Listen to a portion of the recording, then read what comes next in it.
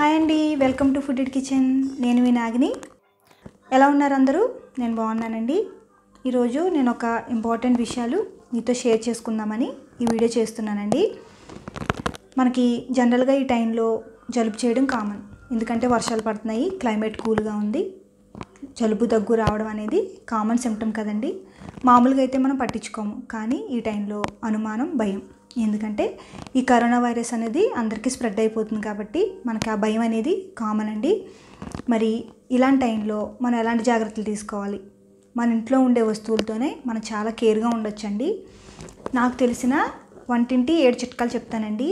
అంటే పర్సనల్గా నేను తెలుసుకున్న విషయాలు, అదేవిధంగా మా గ్రాండ్ మదర్ నాకు చెప్పిన విషయాలు నేను మీకు షేర్ చేసుకుంటానండి. ఫస్ట్ది ఏంటంటే, మార్నింగే లేవగానే చిన్న అల్లం ముక్క, ఒక 4-5 తులసాకులు కచ్చపచ్చగా దంచి ఆ ముద్దని 1/2 లీటర్ వాటర్లో వేసి, అదేవిధంగా కొంచెం పసుపు, చిన్న బెల్లం ముక్క వేసి బాగా మరిగించాలండి.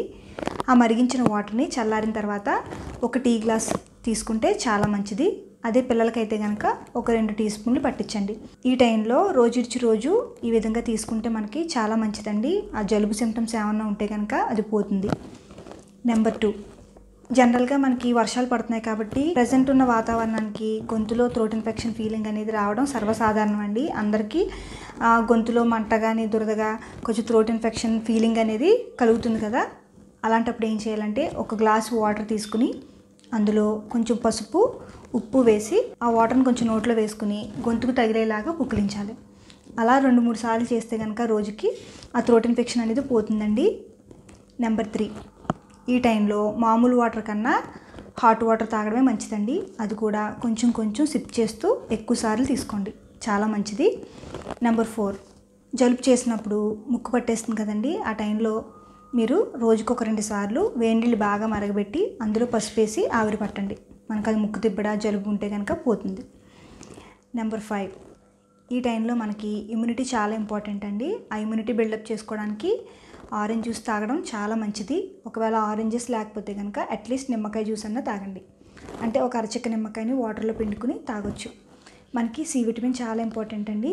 మ్యాక్సిమం సి విటమిన్ రోజు మన శరీరానికి అందేలాగా చూసుకోండి.